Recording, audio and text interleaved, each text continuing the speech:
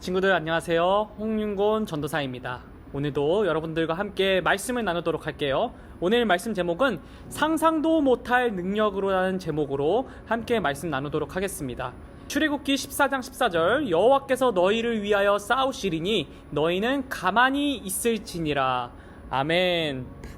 친구들 혹시 항구에 가본 적 있나요?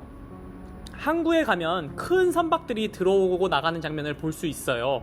여객선, 화물선 등 수십 대의 큰 배들이 이동을 합니다. 그렇게 많은 배들이 아무런 사고 없이 드나드는 것을 보면 정말 놀랍다는 생각이 들어요. 우리가 보기에 항구에는 신호등이나 도로도 없는데 배들이 서로 부딪히지 않고 질서 있게 움직일 수 있는 이유가 무엇일까요? 바로 도선사가 있기 때문이에요. 도선은 배를 안전하게 인도한다는 뜻이에요. 도선사는 다른 사람들이 알지 못하는 바다의 길, 즉 수로를 알아요.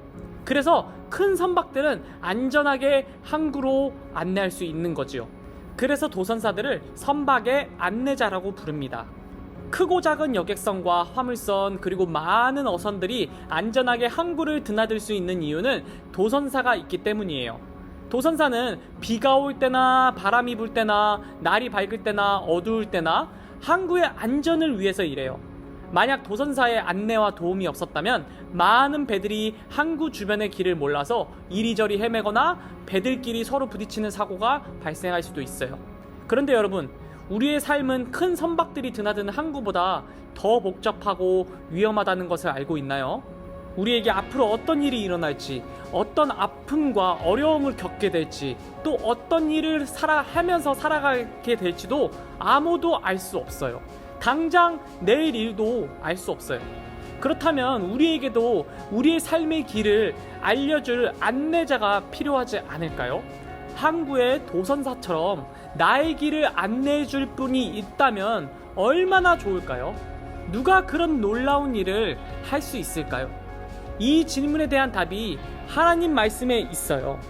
오늘 말씀에 나오는 이스라엘 자손의 이야기를 통해 하나님은 우리에게 이렇게 말씀하세요. 한번 읽어볼게요. 능력의 하나님이 우리를 인도하세요. 애굽 왕 바로가 이스라엘 자손들을 보내려 하지 않자 하나님은 바로와 애굽에 10가지 재앙을 내리셨어요. 이 재앙을 통해 오직 하나님만이 유일하고 참된 하나님이심을 보여주셨어요. 하나님이 내리신 마지막 10번째 재앙이 바로의 첫 번째 아들이 죽게 되었어요.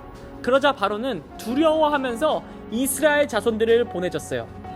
약 430년 전에 70명으로 애굽 땅에 들어온 야곱의 가족은 이제 어른 남자만 해도 60만 명이 넘는 큰 민족이 되었어요. 그리고 하나님이 인도하시는 가나안 땅을 향해 출발했어요. 이렇게 많은 인원들이 이동하는 것은 결코 쉬운 일이 아니에요. 심지어 그들은 가보지 않은 땅, 알 수 없는 길을 가야 해요. 어떠한 위험과 어려움을 만날지 알 수 없어요.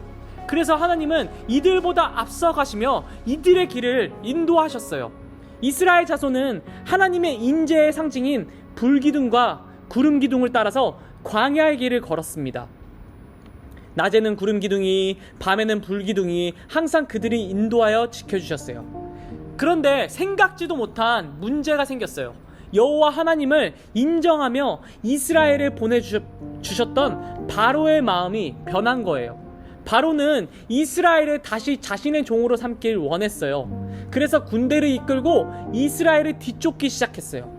애굽의 군대가 이스라엘을 거의 따라잡았을 때 하필 이스라엘 자손 앞에는 홍해 바다가 가로막고 있었어요. 이스라엘은 너무 두려워서 하나님께 큰 소리로 부르짖었어요. 그러자 하나님이 모세를 향해 지팡이를 들고 손을 바다 위로 내밀어라 라고 말씀하셨어요. 모세가 하나님의 말씀대로 지팡이를 바다 위로 내밀자 큰 바람이 불었어요. 그리고 큰 바람에 의해 바다가 갈라지고 땅이 드러나게 되었어요. 심지어 이 바람이 얼마나 강한지 바닷물로 덮여있던 축축한 땅이 마른 땅이 되었어요. 하나님이 바다에 길을 내신 거예요. 이스라엘은 하나님이 만드신 바다의 길을 안전하게 건너갔어요. 이스라엘 자손이 모두 바다를 건너자 하나님은 모세에게 말씀하셨어요. 내 손을 바다 위로 내밀라. 모세가 하나님의 말씀대로 하자 바닷물이 다시 모여들었어요. 그러자 이스라엘을 추격하며 바닷길로 들어왔던 애굽의 군대는 모두 물에 빠져 죽게 됩니다. 하나님은 아무도 상상하지 못한 방법으로 이스라엘을 지키셨어요. 이스라엘 자손은 다시 광야를 걸었어요. 얼마 지나지 않아서 먹을 것이 떨어졌을 때 메마른 광야에서 많은 무리가 먹을 음식을 구한다는 건 불가능했거든요. 그런 이때에도 하나님은 놀라운 방식으로 이스라엘 자손을 먹이셨어요.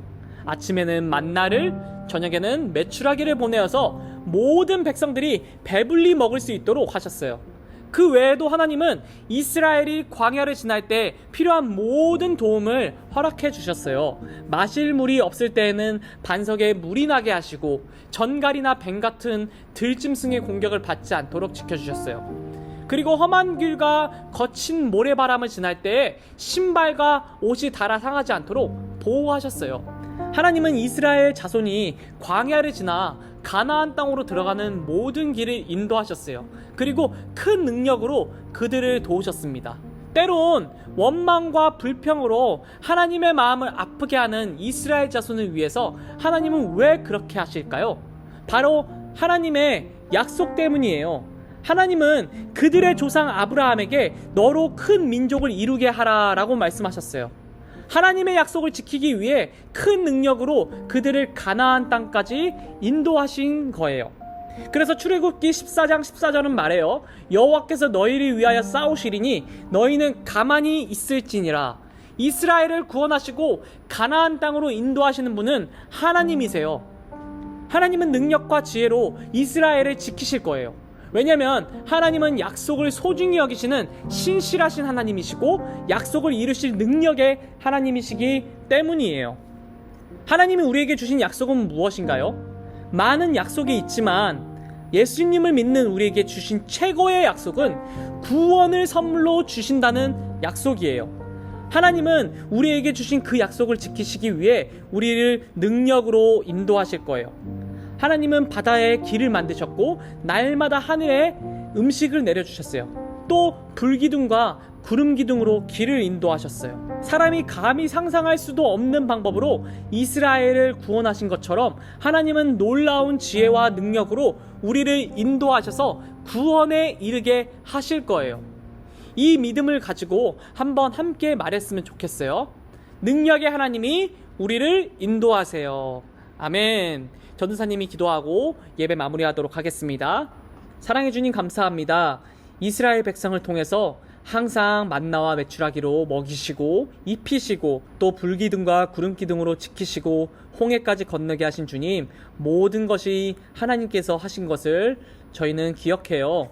주님이 말씀하셨어요. 너희는 가만히 있어 하나님이 하신 일을 볼지라.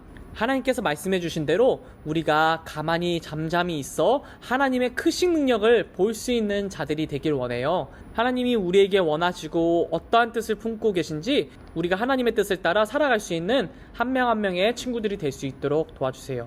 우리 삶의 길을 안내해 주실 안내자이신 그리고 도선사이신 예수 그리스도를 믿고 의지하며 살아갈 수 있는 우리 친구들이 될 수 있도록 주님 도와주세요. 이 모든 말씀 사랑이 많으신 예수 그리스도의 이름으로 기도드렸습니다. 아멘. 친구들 다음 주에 만나요.